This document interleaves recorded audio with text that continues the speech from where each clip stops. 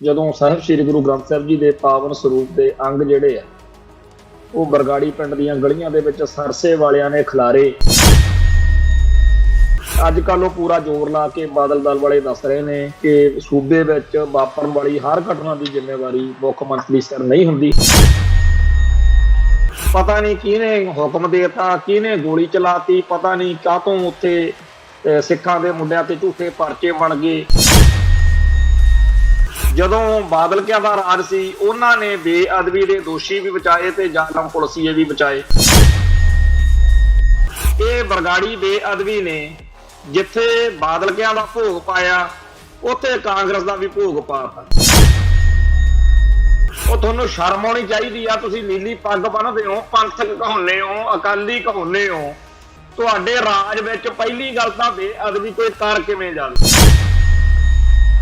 ਡੇਰੇ ਵਾਲਿਆਂ ਨੇ ਜਦੋਂ ਦੇਖ ਲਿਆ ਕਿ ਸਾਡੀ ਪੂਰੀ ਚੜ੍ਹਤ ਵਾ ਤੇ ਸਾਨੂੰ ਕੋਈ ਪੁੱਛਗਿੱਛ ਨਹੀਂ ਕਰਦਾ, ਉਹਨਾਂ ਨੇ ਫਿਰ ਇਹ ਕਰਤੂਤ ਕਰਕੇ ਵਿਖਾ ਦਿੱਤੀ।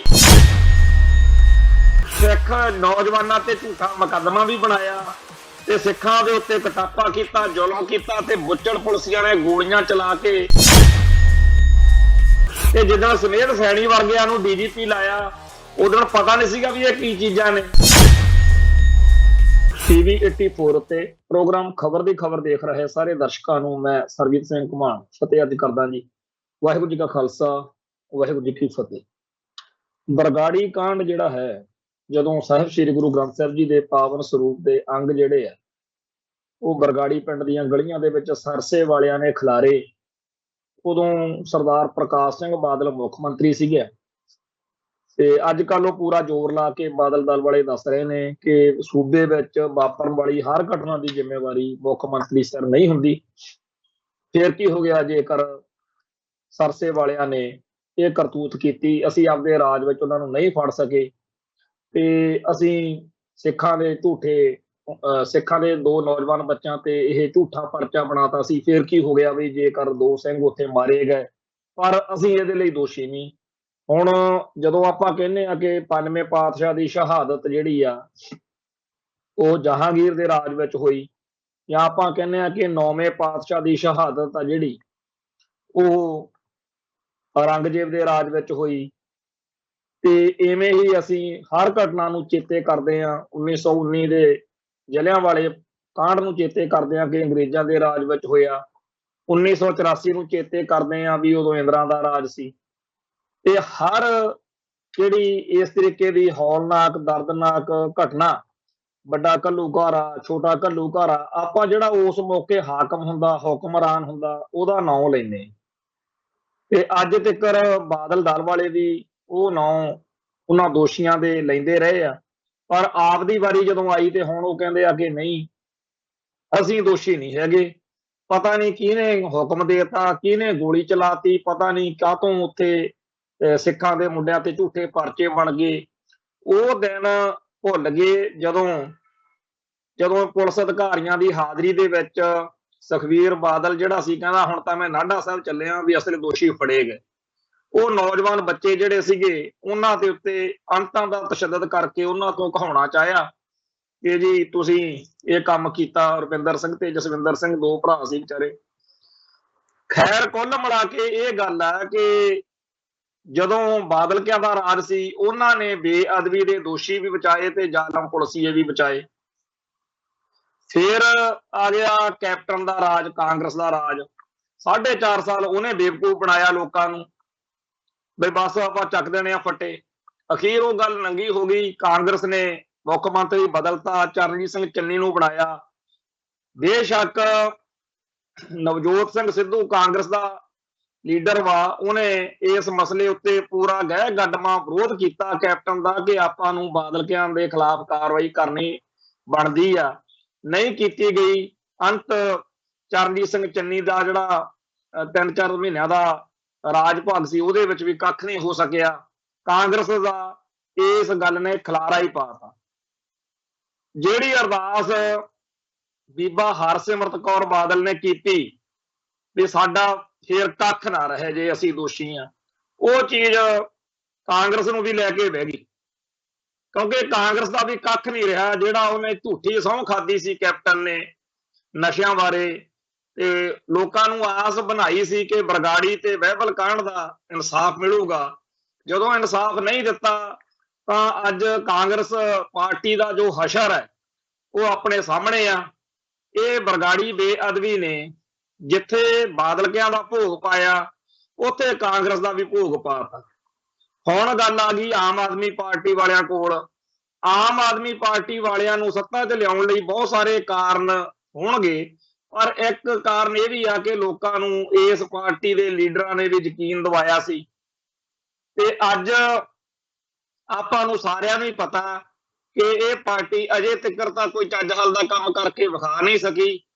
ਤੇ ਹੁਣ ਜਦੋਂ ਕਿ 14 ਅਕਤੂਬਰ ਦਿਨ ਨੇੜੇ ਆ ਗਿਆ, ਬਰਗਾੜੀ ਦੇ ਵਿੱਚ ਬਹਿਬਲ ਦੇ ਵਿੱਚ ਹੋਏ ਉਸ ਦਰਦਨਾਕ ਘਟਨਾਕ੍ਰਮ ਦੇ ਸੰਬੰਧ ਵਿੱਚ ਸਿੱਖ ਜਥੇਬੰਦੀਆਂ ਵੱਲੋਂ ਪ੍ਰੋਗਰਾਮ ਲਿਖੇ ਗਏ ਨੇ।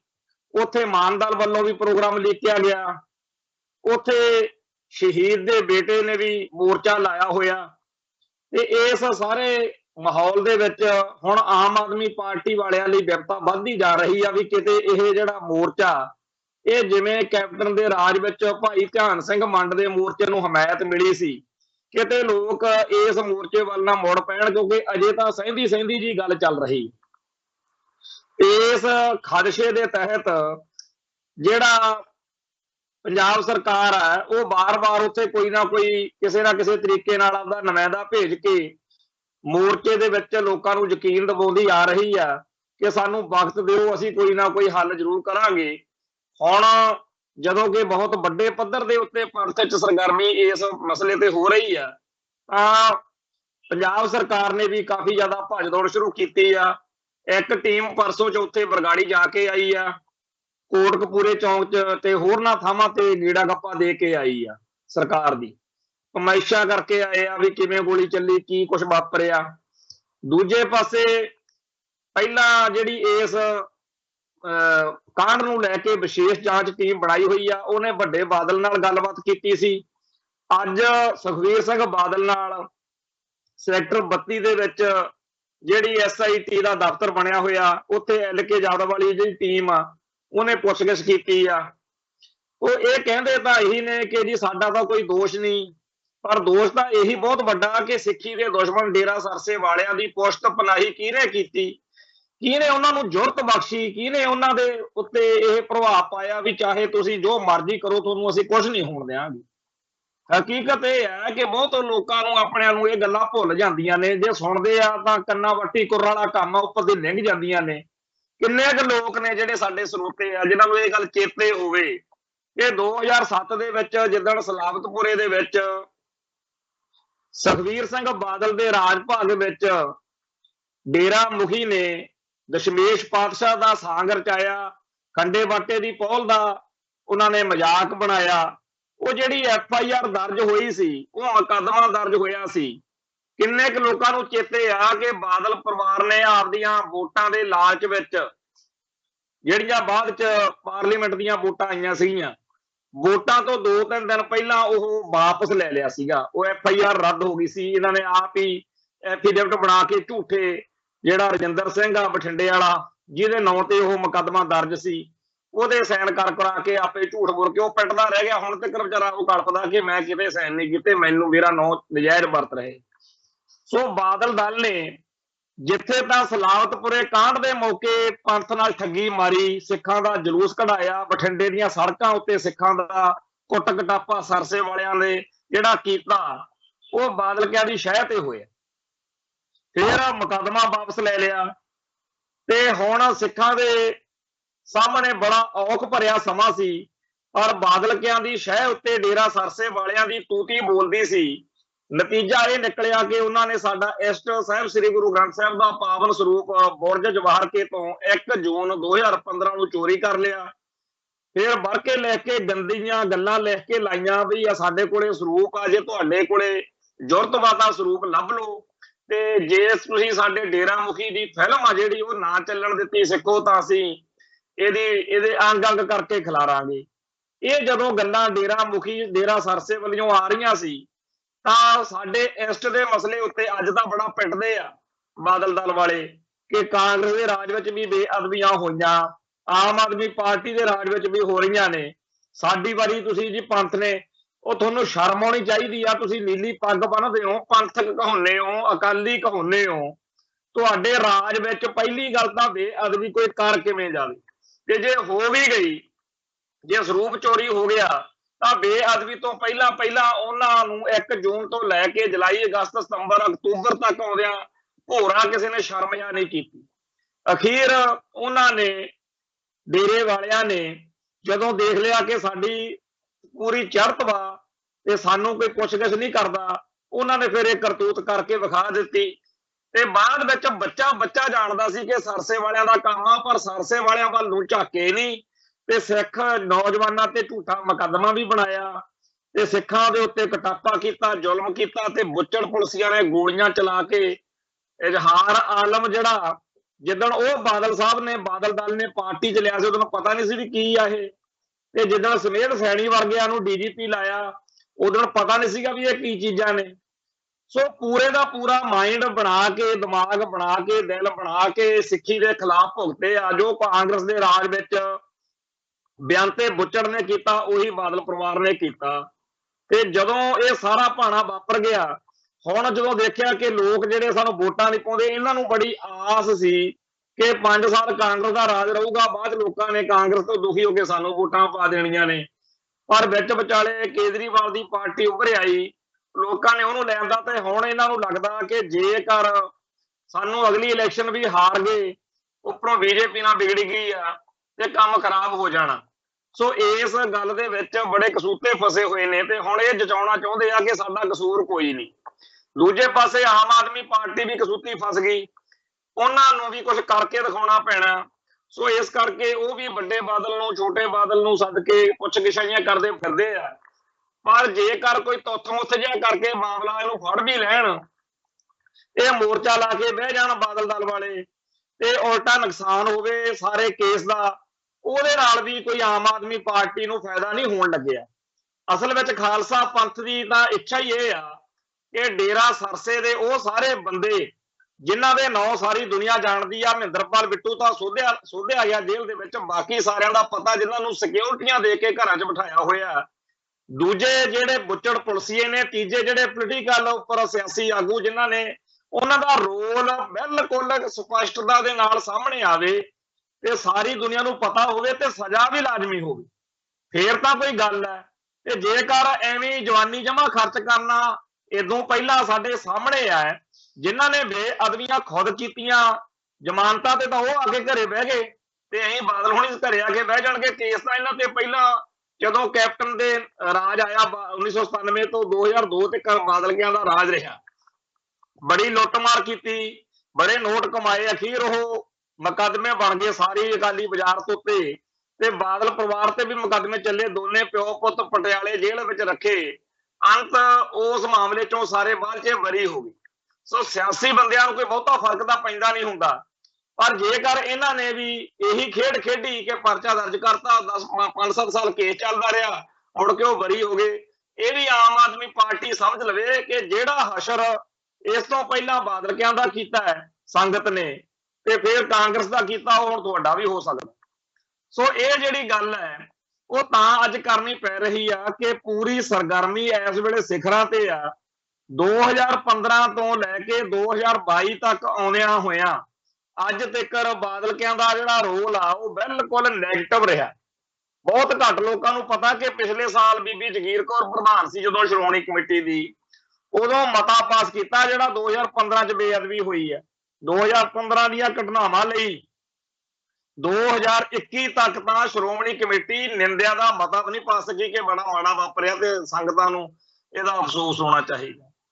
ਏਡੇ ਸ਼ਰਮਨਾਕ ਦਿਨ ਕਿਹਨੇ ਲਿਆਂਦੇ ਸ਼੍ਰੋਮਣੀ ਕਮੇਟੀ ਦੇ, ਤੇ ਸ਼੍ਰੋਮਣੀ ਕਮੇਟੀ ਜਿਹਨੇ ਸਿੱਖਾਂ ਦੇ ਮਨਾਂ ਦੇ ਅੰਦਰ ਪੰਥ ਦਾ ਪਿਆਰ, ਸਿੱਖ ਰਹਿਤ ਮਰਿਆਦਾ ਪ੍ਰਤੀ ਸਤਿਕਾਰ ਪੈਦਾ ਕਰਨਾ ਸੀ, ਉਹ ਸ਼੍ਰੋਮਣੀ ਕਮੇਟੀ ਦਾ ਸਾਰਾ ਢਾਂਚਾ, ਸਾਰਾ ਸਿਸਟਮ ਜਿਹੜਾ ਸੀ ਉਹ ਕਰਪਟ ਕਰ ਦਿੱਤਾ ਹੈ ਤੇ ਬਾਦਲ ਪਰਿਵਾਰ ਦੀ ਸੇਵਾ 'ਚ ਲਾ ਦਿੱਤਾ।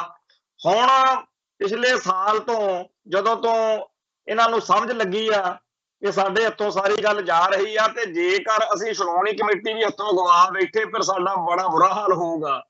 ਹੁਣ ਬਾਦਲ ਪਰਿਵਾਰ ਚਾਹੁੰਦਾ ਕਿ ਸ਼੍ਰੋਮਣੀ ਕਮੇਟੀ ਦਾ ਮਾੜਾ ਮੋਟਾ ਰੰਗ ਢੰਗ ਜਿਹਾ ਬਣਿਆ ਰਵੇ ਤੇ ਨਾਲ ਸਾਡਾ ਵੀ ਡੋਰੂ ਫੜ ਕੇ ਜਾਵੇ। ਇਸ ਕਰਕੇ ਹੁਣ ਪੰਥਕ ਵੰਡ ਦੇ ਯਤਨਾਂ ਦੇ ਵਿੱਚ ਕਾਫੀ ਹੱਥ ਪੱਲਾ ਮਾਰ ਰਹੇ ਆ ਤੇ ਜਿਹੜੇ ਮੁੱਦੇ ਪੰਥ ਨੂੰ ਕੌਮ ਨੂੰ ਬਹੁਤ ਜ਼ਿਆਦਾ ਜਜ਼ਬਾਤੀ ਕਰਦੇ ਆ ਉਹ ਮੁੱਦੇ ਛੇੜ ਰਹੇ ਆ। ਪਰ ਇਹਨਾਂ ਗੱਲਾਂ ਦੇ ਨਾਲ ਗੱਲ ਬਣਦੀ ਦਿਖਦੀ ਨਹੀਂ, ਕਿਉਂਕਿ ਸਭ ਨੂੰ ਪਤਾ ਕਿ ਇਹ ਸਾਰੀਆਂ ਜਿਹੜੀਆਂ ਡਰਾਮੇਬਾਜ਼ੀਆਂ ਨੇ ਇਹੋ ਜਿਹੀਆਂ ਪਹਿਲਾਂ ਵੀ ਬਾਦਲ ਹੁਣੀ ਕਰਦੇ ਰਹੇ ਆ, ਪੰਥ ਖਤਰੇ 'ਚ ਦਿਖਾਈ ਦਿੰਦੇ ਰਹੇ ਆ। ਪੰਜਾਬ ਦੀ ਧਰਤੀ ਉੱਤੇ ਜੋ ਮਾਹੌਲ ਹੈ ਇਸ ਵੇਲੇ ਉਹਦੇ ਵਿੱਚ ਇੱਕ ਪਾਸੇ ਤਾਂ ਸਾਨੂੰ ਅੰਦਰੋਂ ਅੰਦਰੀ ਇਹ ਸਾਡੀਆਂ ਜੜ੍ਹਾਂ ਚਾਰੀ ਪਾਈ ਬੈਠੇ ਨੇ, ਦੂਜੇ ਪਾਸੇ ਬੀਜੇਪੀ, ਆਰਐਸਐਸ, ਹਿੰਦੂ ਕੱਟੜਪੰਥੀ ਤੇ ਹੋਰ ਪੰਥ ਦੋਖੀ ਤਾਕਤਾਂ, ਕਾਮਰੇਡਾਂ ਨੇ ਕਿਹਨੇ ਨਹੀਂ ਮਤਲਬ ਸਾਡੇ ਤੇ ਵਾਰ ਕਰਨੇ ਸ਼ੁਰੂ ਕੀਤੇ ਹੋ। ਤੇ ਹਰ ਰੋਜ਼ ਲੋਕਾਂ ਦੇ ਦਿਲ ਦਿਮਾਗ ਵਿੱਚ ਇਹ ਗੱਲ ਭਰਨ ਦੇ ਯਤਨ ਹੋ ਰਹੇ ਆ ਕਿ ਸਿੱਖ ਤਾਂ ਐਵੇਂ ਜੀ ਕੌਮ ਆ, ਇਹਨਾਂ ਦੀ ਕੋਈ ਸੁਣਵਾਈ ਨਹੀਂ, ਇਹਨਾਂ ਦੀ ਕੋਈ ਪੁੱਛਗਿੱਛ ਨਹੀਂ, ਤਾਂ ਕਿ ਸਿੱਖ ਨੌਜਵਾਨਾਂ ਦੇ ਮਨਾਂ 'ਚ ਹੀਣ ਭਾਵਨਾ ਆ ਜਾਵੇ। ਜਦੋਂ ਇਹ ਲਗਾਤਾਰ ਯਤਨ ਕਰ ਰਹੇ ਨੇ ਕਿ ਸਿੱਖਾਂ ਦੇ ਮਨਾਂ 'ਚ ਹੀਣ ਭਾਵਨਾ ਭਰਨੀ ਆ, ਸਾਹਮਣੇ ਉਹ ਸਿੱਖ ਨੌਜਵਾਨ ਮੈਦਾਨ ਵਿੱਚ ਆ ਗੱਜੇ। ਭਾਈ ਅਮਰਤਪਾਲ ਸਿੰਘ ਖਾਲਸਾ ਦੀ ਕਮਾਂਡ ਹੇਠ ਸਿੱਖ ਜਵਾਨੀ ਦਾ ਜਿਹੜਾ ਉਭਾਰ ਆ, ਬੜਾ ਤਕਲੀਫ ਹੋਈ ਆ, ਬੜਾ ਦੁੱਖ ਮੰਨਿਆ ਕਿ ਜੀ ਇਹ ਤਾਂ ਸਾਡੀ ਸਾਰੀ ਮਿਹਨਤ ਹੀ ਬੇਕਾਰ ਹੋ ਗਈ, ਸਿੱਖ ਜਵਾਨੀ ਤਾਂ ਫੇਰ ਹੁਲਾਰੇ ਮਾਰਨ ਲੱਗ ਪਈ ਆ। ਸੋ ਇਸ ਗੱਲ ਦੀ ਤਕਲੀਫ ਆ ਇਹਨਾਂ। ਦੂਜੇ ਪਾਸੇ ਭਾਰਤੀ ਹਕੂਮਤੀ ਸਿਸਟਮ ਨੂੰ ਇਹ ਦੁੱਖ ਆ ਕਿ ਸਾਰੇ ਸੰਸਾਰ ਦੇ ਵਿੱਚ ਖਾਲਿਸਤਾਨੀ ਏਜੰਡਾ ਜਿਹੜਾ ਦਿਨੋਂ ਦਿਨ ਪ੍ਰਵਾਨ ਹੋ ਰਿਹਾ, ਚੜ੍ਹਤ ਬਣਦੀ ਜਾ ਰਹੀ ਹੈ। ਆ ਕੈਨੇਡਾ ਦੇ ਵਿੱਚ ਸਿੱਖ ਰੈਫਰੈਂਡਮ ਹੋਇਆ, ਉੱਥੇ ਲੋਕਾਂ ਨੇ ਹਮਾਇਤ ਕੀਤੀ ਆ। ਭਾਰਤ ਸਰਕਾਰ ਨੇ ਉਸ ਸਾਰੀ ਮੂਵ ਨੂੰ, ਗੁਰਪਤਵੰਤ ਸਿੰਘ ਪੰਨੂ ਤੇ ਉਹਦੀ ਜਿਹੜੀ ਸਿੱਖ ਰੈਫਰੈਂਡਮ ਵਾਲੀ ਸਾਰੀ ਮੂਵ ਆ, ਉਹਨੂੰ ਇੱਕ ਵਾਇਲੈਂਟ, ਇੱਕ ਹਿੰਸਕ ਚੀਜ਼ ਦਰਸਾਉਣ ਦਾ ਪੂਰਾ ਯਤਨ ਕੀਤਾ। ਤੇ ਪੰਜਾਬ ਦੇ ਵਿੱਚ ਵੀ ਇਹਨਾਂ ਦਾ ਇਹੀ ਹਾਲ ਆ। ਜਦੋਂ ਕੋਈ ਜਮਹੂਰੀ ਢੰਗ ਤਰੀਕਿਆਂ ਨਾਲ, ਸ਼ਾਂਤਮਈ ਤਰੀਕਿਆਂ ਨਾਲ, ਜਿਹੜੇ ਢੰਗ ਤਰੀਕਿਆਂ ਨੂੰ ਅੰਤਰਰਾਸ਼ਟਰੀ ਪੱਧਰ ਤੇ ਸਤਿਕਾਰ ਮਿਲ ਰਿਹਾ, ਉਸ ਢੰਗ ਤਰੀਕਿਆਂ ਦੇ ਤਹਿਤ ਜਦੋਂ ਵੀ ਕੋਈ ਸਿੱਖ ਸਰਗਰਮੀ ਕਰਦੇ ਆ ਤਾਂ ਉਹਨੂੰ ਇਹ ਹਿੰਸਕ ਦਰਸਾਉਣ ਤੇ ਪੂਰਾ ਯਤਨ ਕਰ ਲਾਉਂਦੇ ਆ ਵੀ ਇਹ ਤਾਂ ਜੀ ਬਹੁਤ ਖਤਰਨਾਕ ਆ। ਤੇ ਢੱਡਰੀਆਂ ਵਾਲੇ ਵਰਗੇ ਵੀ ਨਾਲ ਲੱਗ ਜਾਂਦੇ ਆ। ਹੋਰ ਬੜਾ ਲੁੱਕ ਤੁੱਕ ਹੈਗਾ ਜਿਹੜਾ ਰਲ ਮਿਲ ਕੇ ਮਾਹੌਲ ਸਿਰਜਦਾ ਹੈ ਕਿ ਜੀ ਇਹ ਤਾਂ ਬਹੁਤ ਖੂਨ ਖਰਾਬਾ ਕਰ ਦੇਣਗੇ। ਪਰ ਹੁਣ ਸਾਰੀ ਦੁਨੀਆ ਨੂੰ ਸਮਝ ਲੱਗ ਰਹੀ ਹੈ। ਆ ਕੈਨੇਡਾ ਦੇ ਵਿੱਚ ਜਿਹੜਾ ਚਿੱਠੀ ਪੱਤਰ ਇਹਨਾਂ ਨੇ ਕੀਤਾ ਭਾਰਤ ਸਰਕਾਰ ਨੇ, ਉਹ ਸਭ ਦੇ ਸਾਹਮਣੇ ਆ, ਕਿਉਂਕਿ ਉਹ ਹੈਰਾਨ ਹੀ ਹੋਣਗੇ ਕਿ ਇੱਥੇ ਤਾਂ ਕੋਈ ਇਹਨਾਂ ਨੇ ਮਾਰ ਮਰੀਆ ਨਹੀਂ ਕੀਤਾ, ਕੋਈ ਇੱਥੇ ਬੰਬ ਧਮਾਕੇ ਨਹੀਂ ਕੀਤੇ, ਕੋਈ ਇੱਥੇ ਅਸਲਾ ਫਰੂਦ ਨਹੀਂ। ਇੱਕ ਉਹਨਾਂ ਨੇ ਆਪਦੀਆਂ ਵੋਟਾਂ ਪਾ ਕੇ ਆਪਦੀ ਰਾਏ ਦਰਸਾਈ ਆ ਕਿ ਅਸੀਂ ਭਾਈ ਖਾਲਿਸਤਾਨ ਚਾਹੁੰਦੇ। ਇੰਨੀ ਗੱਲ ਦੇ ਉੱਤੇ ਕਿੰਨਾ ਚੀਕ ਚਿਹਾੜਾ ਇੰਡੀਆ ਪਾ ਰਿਹਾ। ਸੋ ਇਸ ਮੌਕੇ ਜਿੱਥੇ ਪੰਜਾਬ ਦੇ ਵਿੱਚ ਵਸਦੇ ਸਿੱਖਾਂ ਨੂੰ ਘੜੇ ਦੀ ਮੱਛੀ ਮੰਨਣ ਵਾਲੇ ਇਹ ਲੋਕ ਔਖੇ ਨੇ ਕਿ ਇਹ ਤਾਂ ਸਭ ਤੋਂ ਬਾਗੀ ਹੁੰਦੇ ਜਾ ਰਹੇ ਨੇ ਸਿੱਖ ਨੌਜਵਾਨ, ਦੂਜੇ ਪਾਸੇ ਸਾਰੇ ਸੰਸਾਰ ਵਿੱਚ ਖਾਲਿਸਤਾਨੀ ਲਹਿਰ ਦੀ ਚੜ੍ਹਤ ਹੁੰਦੀ ਜਾ ਰਹੀ ਆ, ਤੀਜੇ ਪਾਸੇ ਸਿੱਖ ਨੌਜਵਾਨਾਂ ਨੂੰ, ਸਿੱਖ ਬੱਚੇ ਬੱਚੀਆਂ ਨੂੰ ਨਸ਼ੇੜੀ, ਅਯਾਸ਼ ਤੇ ਬਦਮਾਸ਼ ਬਣਾਉਣ ਵਾਲਾ ਜਿਹੜਾ ਪ੍ਰੋਜੈਕਟ ਆ ਉਹ ਹੁਣ ਪੁੱਠਾ ਪੈਂਦਾ ਜਾ ਰਿਹਾ।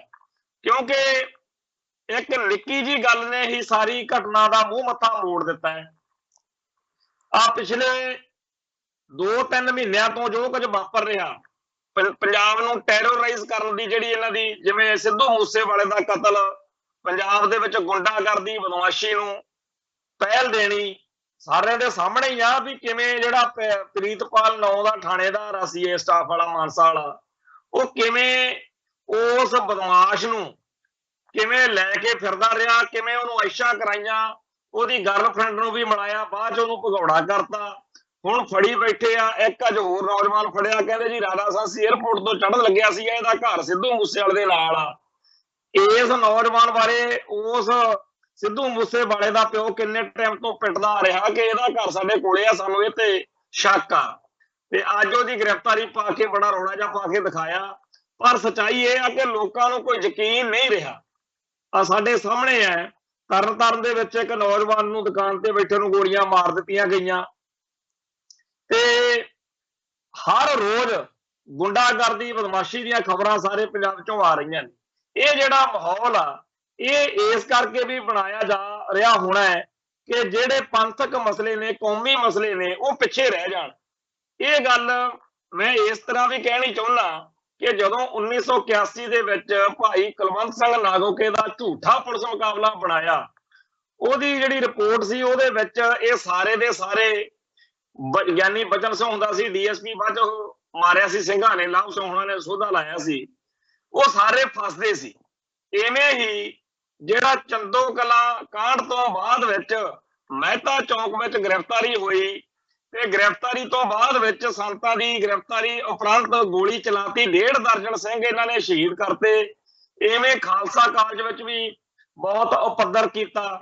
ਸੋ ਜਿਹੜਾ ਖਾਲਸਾ ਕਾਲਜ ਵਾਲੀ ਘਟਨਾ ਆ, ਜਾਂ ਜਿਹੜਾ ਮਹਿਤਾ ਚੌਕ ਵਿੱਚ ਸੰਤਾਂ ਦੀ ਗ੍ਰਿਫਤਾਰੀ ਤੋਂ ਬਾਅਦ ਸਿੱਖਾਂ ਦੇ ਉੱਤੇ ਗੋਲੀਆਂ ਚਲਾ ਕੇ ਡਾਂਗਾ ਚਲਾ ਕੇ ਕਤਲ ਕੀਤੇ ਆ, ਜਾਂ ਚੰਦੋ ਕਲਾਂ ਕਾਂਡ ਆ, ਇਹਨਾਂ ਸਾਰਿਆਂ ਕਾਂਡਾਂ ਦੇ ਵਿੱਚ ਬਹੁਤ ਸਾਰੇ ਬੁੱਚੜ ਪੁਲਸੀਏ ਫਸਣੇ ਸੀ। ਸੋ ਇਹ ਸਾਰੀਆਂ ਪੁਲਸੀਆਂ ਨੂੰ ਬਚਾਉਣ ਦੇ ਲਈ, ਜਾਂ ਇਵੇਂ ਹੀ ਰਾਜ ਕਿਸ਼ਨ ਬੇਦੀ ਇੱਕ ਜ਼ਾਲਮ ਤੇ ਬੁੱਚੜ ਪੁਲਸੀਆ ਸੀ, ਜਿਹੜਾ ਹੁਣ ਬਿਆਸ ਵਾਲਿਆਂ ਦੇ ਡੇਰੇ ਦਾ ਇੰਚਾਰਜ ਦੱਸਿਆ ਜਾਂਦਾ ਸਿਕਿਉਰਿਟੀ ਦਾ, ਉੱਥੇ ਉਹਨਾਂ ਨੇ 19 ਤਨਖਾਹ ਤੇ ਰੱਖਿਆ ਹੋਇਆ। ਤੋਂ ਜਿਹੜਾ ਰਾਜ ਕਿਸ਼ਨ ਬੇਦੀ ਹੈ, ਇਹ ਵੀ ਆਪਦੇ 3-4 ਹੋਰ ਟੋਲਿਆਂ ਦੇ ਨਾਲ ਰਲ ਕੇ ਇਹਨਾਂ ਨੇ ਇੱਕ ਕਾਂਡ ਕੀਤਾ ਸੀ, ਜਿਹੜਾ ਪਾਏ ਥਾਣੇ ਦੇ ਵਿੱਚ 4 ਨੌਜਵਾਨਾਂ ਨੂੰ ਕਤਲ ਕਰਤਾ ਸੀ, ਸੰਤ ਭਿੰਡਰਾਂ ਵਾਲਿਆਂ ਦੇ ਪਿਆਰ ਕਰਨ ਵਾਲਿਆਂ ਨੂੰ। ਤੋਂ ਇਹ ਵੀ ਫਸਦੇ ਸੀ। ਸੋ 1984 ਤੋਂ ਪਹਿਲਾਂ ਬਹੁਤ ਵੱਡੇ ਪੱਧਰ ਦੇ ਉੱਤੇ ਕੁਝ ਪੁਲਸੀਆਂ ਦੇ ਫਸਣ ਦਾ ਅੱਡ-ਅੱਡ ਮੁਕੱਦਮਿਆਂ ਦੇ ਵਿੱਚ ਹਿਸਾਬ ਕਿਤਾਬ ਬਣਿਆ ਪਿਆ ਸੀਗਾ। ਉਧਰੋਂ ਧਿਆਨ ਹਟਾਉਣ ਦੇ ਲਈ ਹਾਲਾਤ ਹੋਰ ਖਰਾਬ ਕਰਨ ਵਾਲਾ ਮਾਹੌਲ ਸਿਰਜਿਆ ਗਿਆ, ਜਿਹਦੇ ਵਿੱਚ ਜੂਨ 1984 ਦਾ ਭਾਣਾ ਵਾਪਰ ਗਿਆ ਤੇ ਉਹ ਸਾਰੇ ਮੁਕੱਦਮੇ, ਉਹ ਸਾਰੀ ਗੱਲਬਾਤ ਪਿੱਛੇ ਰਹਿ ਗਈ, ਜਿਹਦੇ ਵਿੱਚ ਇਹ ਸਾਰੇ ਫਸਦੇ ਫਿਰਦੇ ਸੀ। ਇਵੇਂ ਹੀ ਇਸ ਮੌਕੇ ਆ ਵੀ ਜਿਸ ਤਰੀਕੇ ਦਾ ਮਾਹੌਲ ਸਿਰਜਿਆ ਜਾ ਰਿਹਾ, ਉਹਦੇ ਵਿੱਚ ਸਾਰਿਆਂ ਨੂੰ ਇਹ ਲੱਗਦਾ ਹੈ ਕਿ ਜਿਹੜੇ ਮੁੱਦਿਆਂ ਦੇ ਉੱਤੇ ਇਹ ਸਿਆਸੀ ਭਲਵਾਨ ਤੇ ਬੁੱਚੜ ਪੁਲਸੀਏ ਸੈਣੀ ਵਰਗੇ, ਬਾਦਲ ਵਰਗੇ ਫਸਦੇ ਨੇ, ਉਹ ਤੋਂ ਧਿਆਨ ਹਟਾਉਣ ਲਈ ਇਹ ਕੁਝ ਵੀ ਕਰ ਸਕਦੇ। ਦੂਜਾ, ਭਾਰਤੀ ਹਕੂਮਤ ਨੂੰ ਵੀ ਇਸ ਮੌਕੇ ਖੂਨ ਖਰਾਬੇ ਵਾਲੀਆਂ ਵਾਰਦਾਤਾਂ ਦੀ ਲੋੜ ਆ। ਕਾਹਦੇ ਲਈ? ਤਾਂ ਕਿ ਉਹ ਦੁਨੀਆ ਨੂੰ ਦਿਖਾ ਸਕਣ ਕਿ ਜਿਹੜੇ ਇਹ ਖਾਲਿਸਤਾਨੀ ਤੁਸੀਂ ਕਹਿੰਦੇ ਹੋ ਕਿ ਇਹ ਡੈਮੋਕ੍ਰੇਟਿਕ ਨੇ, ਇਹ ਤਾਂ ਜੀ ਜਮਹੂਰੀ ਤਰੀਕਿਆਂ ਨਾਲ, ਸ਼ਾਂਤਮਈ ਤਰੀਕਿਆਂ ਨਾਲ ਖਾਲਿਸਤਾਨ ਦੀ ਗੱਲ ਕਰਦੇ ਆ। ਦੇਖੋ ਜੀ ਕਿੱਡੇ ਕਿੱਡੇ ਬੰਬ ਧਮਾਕੇ ਕਰ ਰਹੇ ਨੇ।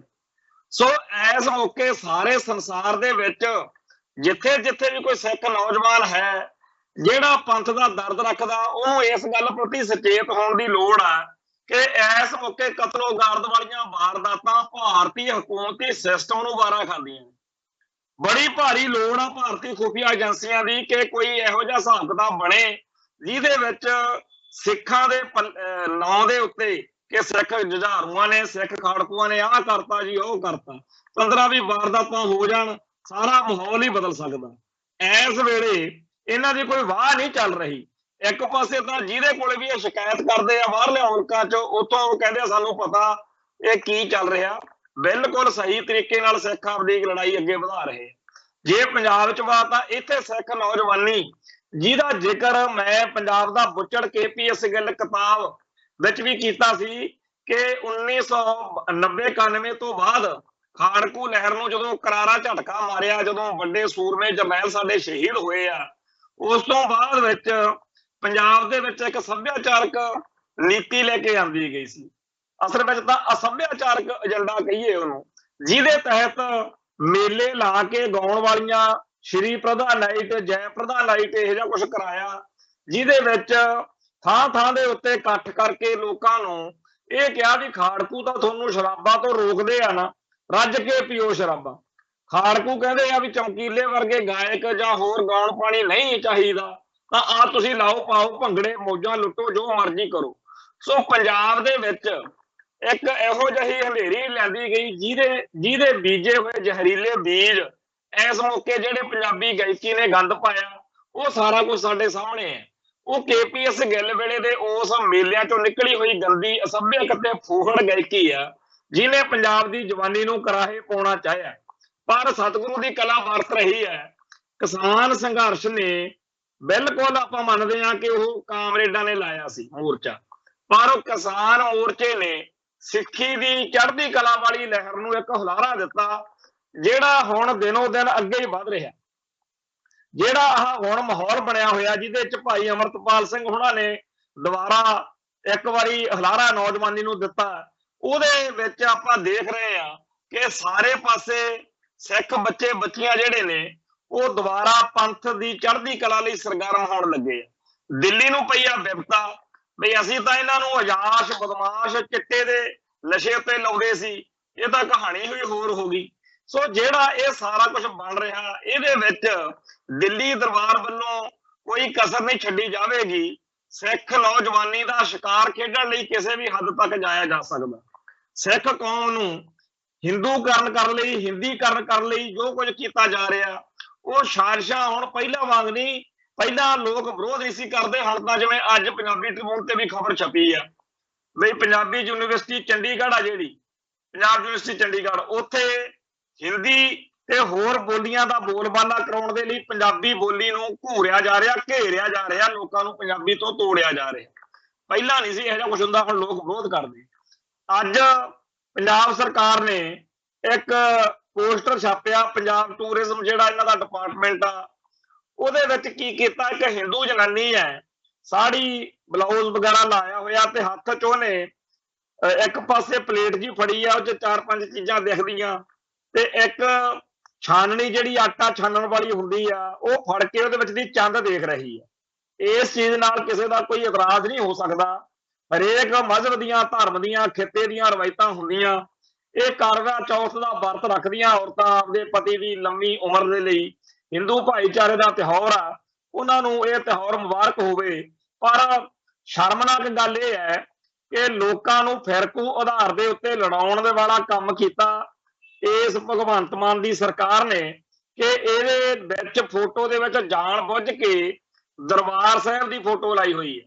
ਹੁਣ ਦਰਬਾਰ ਸਾਹਿਬ ਦੇ ਵਿੱਚ ਅੱਜ ਤੋਂ 100 ਸਾਲ ਪਹਿਲਾਂ ਇਹੋ ਜਿਹੇ ਹਿੰਦੂ ਕਰਮਕਾਂਡ ਜਦੋਂ ਹੋ ਰਹੇ ਸੀ, ਮਹਾਰਾਜਾ ਰਣਜੀਤ ਸਿੰਘ ਦੇ ਰਾਜ ਤੋਂ ਬਾਅਦ ਜਿਸ ਤਰੀਕੇ ਨਾਲ ਬ੍ਰਾਹਮਣਵਾਦੀ ਕਰਮਕਾਂਡਾਂ ਦਾ ਬੋਲਬਾਲਾ ਵਧਿਆ, ਉਦੋਂ ਫਿਰ ਗੁਰੂ ਪਿਆਰੇ ਖਾਲਸੇ ਨੇ ਸਿੰਘ ਸਭਾ ਲਹਿਰ, ਗੁਰਦੁਆਰਾ ਸੁਧਾਰ ਲਹਿਰ, ਉਦੋਂ ਇਹ ਸਾਰੇ ਕਰਮਕਾਂਡ ਰੋਕੇ ਆ।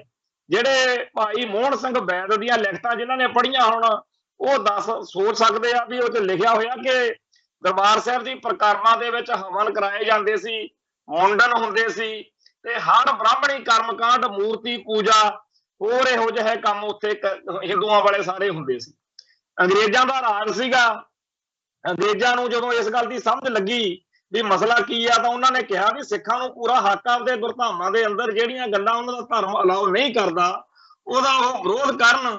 ਸੋ ਉਸ ਮੌਕੇ ਗੁਰਦੁਆਰਾ ਸੁਧਾਰ ਲਹਿਰ ਨੂੰ ਕਾਮਯਾਬੀ ਮਿਲੀ ਤੇ ਉਹ ਸਾਰੀਆਂ ਮੂਰਤੀਆਂ ਤੇ ਹੋਰ ਕਰਮਕਾਂਡ ਜਿਹੜੇ ਸੀ ਉਹ ਹਟਾਏ ਗਏ।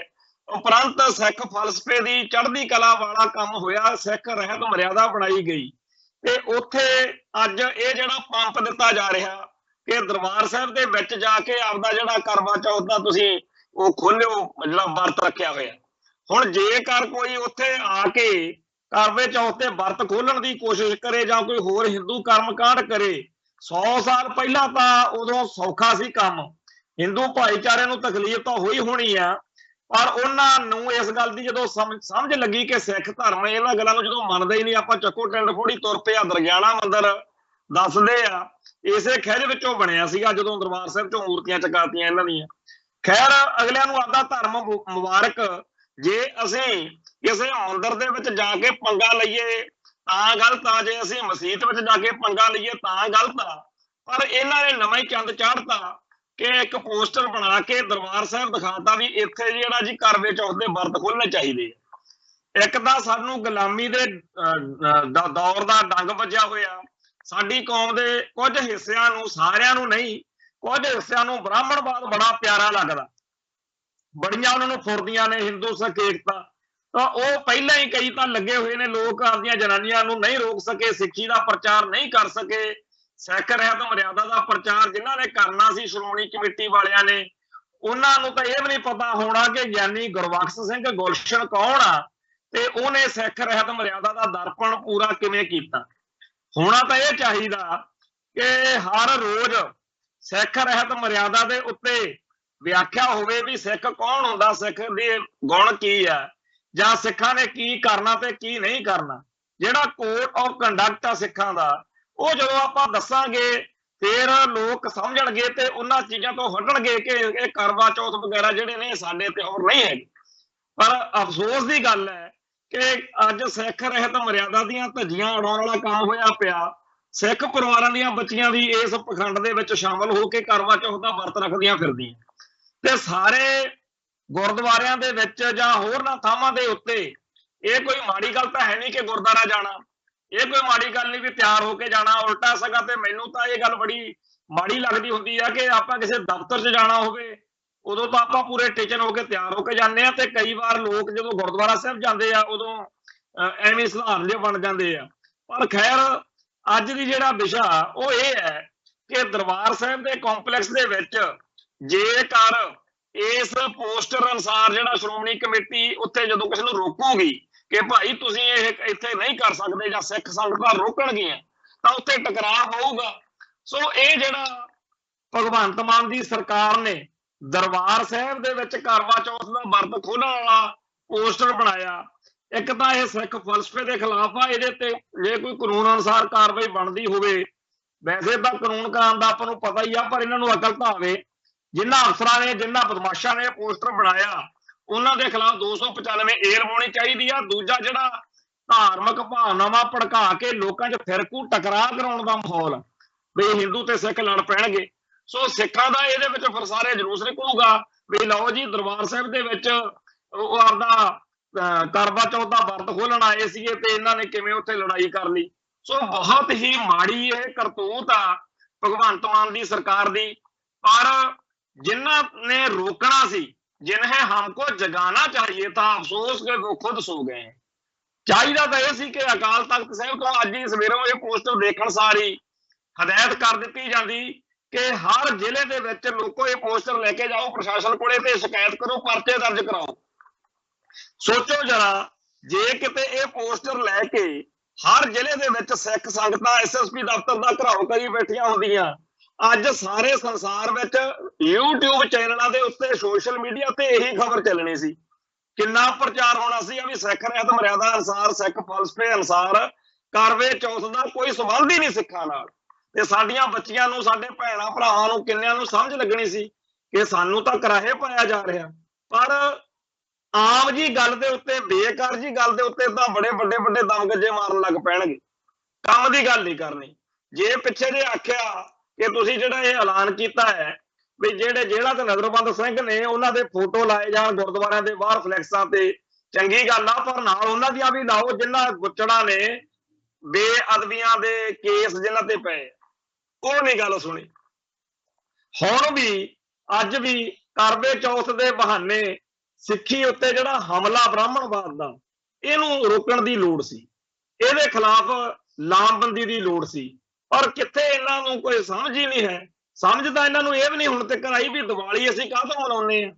ਸਿੱਖ ਇਤਿਹਾਸਕਾਰ ਇਹ ਦੱਸਦੇ ਆ ਕਿ ਨਾ ਤਾਂ ਦੀਵਾਲੀ ਵਾਲੇ ਦਿਨ ਗਵਾਲੀਅਰ ਦੇ ਕਿਲੇ ਵਿੱਚੋਂ 6ਵੇਂ ਪਾਤਸ਼ਾਹ ਦੀ ਰਿਹਾਈ ਹੋਈ ਆ, ਨਾ ਉਸ ਦਿਨ ਗੁਰੂ ਪਾਤਸ਼ਾਹ ਅੰਮ੍ਰਿਤਸਰ ਪਹੁੰਚੇ ਆ। ਇਹਨਾਂ ਦੋਨਾਂ ਗੱਲਾਂ ਦਾ ਇਤਿਹਾਸ ਨਾਲ, ਦੀਵਾਲੀ ਵਾਲੇ ਦਿਨ ਨਾਲ ਕੋਈ ਸੰਬੰਧ ਨਹੀਂ। ਪਰ ਕਿਹਾ ਇਹ ਝੂਠ ਬੋਲਿਆ ਜਾ ਰਿਹਾ ਕਿ ਜੀ ਏਦਾਂ 6ਵੇਂ ਪਾਤਸ਼ਾਹ ਨਾਲ ਸੰਬੰਧ ਆ, ਬੰਦੀ ਛੜਾਏ ਸੀਗੇ ਜੀ 52 ਰਾਜੇ। ਫੇਰ ਤਾਂ ਜਿਹੜਾ ਪਹਿਲੇ ਪਾਤਸ਼ਾਹ ਨੇ ਬਾਬਰ ਦੇ ਰਾਜ ਵਿੱਚ, ਬਾਬਰ ਦੇ ਹਮਲੇ ਮੌਕੇ ਜਿਹੜੇ ਇੰਨੀ ਵੱਡੀ ਖਲਕਤ ਨੂੰ ਛੜਾਇਆ, ਫਿਰ ਤਾਂ ਉਹ ਜ਼ਿਆਦਾ ਵੱਡੀ ਗੱਲ ਆ। ਫਿਰ ਤਾਂ ਆਪਾਂ ਨੂੰ ਗੁਰੂ ਨਾਨਕ ਪਾਤਸ਼ਾਹ ਦਾ ਉਹ ਦਿਹਾੜਾ ਲੱਭਣਾ ਚਾਹੀਦਾ, ਉਹਦੀ ਯਾਦ ਵਿੱਚ ਦਿਨ ਮਨਾਇਆ ਕਰੀਏ ਕਿ ਬੰਦੀ ਛੋੜ ਦਿਹਾੜਾ। 6ਵੇਂ ਪਾਤਸ਼ਾਹ ਦੀ ਉਹ ਪੱਕੀ ਤਰੀਕ ਲੱਭਣੀ ਚਾਹੀਦੀ ਆ, ਜਿੱਦਣ ਉਹ ਗਵਾਲੀਅਰ ਦੇ ਕਿਲੇ ਚੋਂ ਰਿਹਾ ਹੋਏ ਜਾਂ ਉਹ ਜਿਸ ਦਿਨ ਅੰਮ੍ਰਿਤਸਰ ਪਹੁੰਚੇ। ਜੇ ਤਾਂ ਉਹ ਗੱਲ ਕੋਈ ਇਹਦੇ ਨਾਲ ਜੁੜਦੀ ਆ ਫਿਰ ਤਾਂ ਕੋਈ ਤੁਕ ਬਣਦੀ ਆ, ਨਹੀਂ ਤਾਂ ਸਾਫ਼ ਕਹੋ ਕਿ ਆਪਾਂ ਬਾਹਰ ਦੇ ਮਗਰ ਲੱਗ ਕੇ ਦੀਵਾਲੀ ਬਣਾਉਂਦੇ।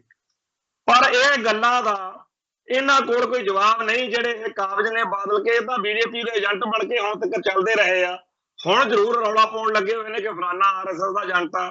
ਸੋ RSS ਦੇ ਏਜੰਡੇ ਨੂੰ ਲਾਗੂ ਕਰਨ ਵਾਲੇ, ਅਨਮਤੀ ਬ੍ਰਾਹਮਣਵਾਦੀ ਕਰਮਕਾਂਡਾਂ 'ਚ ਖੁਦ ਸ਼ਾਮਲ ਰਹਿਣ ਵਾਲੇ ਇਹਨਾਂ ਲੋਕਾਂ ਤੋਂ ਕੋਈ ਆਸ ਨਹੀਂ। ਪਰ ਸੱਚੇ ਪਾਤਸ਼ਾਹ ਕਦੇ ਕਿਰਪਾ ਕਰਨਗੇ, ਸਾਡੀ ਕੌਮ ਨੂੰ ਸਮੱਤ ਬਖਸ਼ਣਗੇ ਤੇ ਸਾਨੂੰ ਚੰਗੀ ਲੀਡਰਸ਼ਿਪ ਟੱਕਰੂਗੀ ਜਿਹੜੀ ਸਾਨੂੰ ਪੰਥਕ ਮਰਿਆਦਾ ਉੱਤੇ ਚੱਲਣ ਲਈ ਪ੍ਰੇਰਨਾ ਦੇਵੇਗੀ।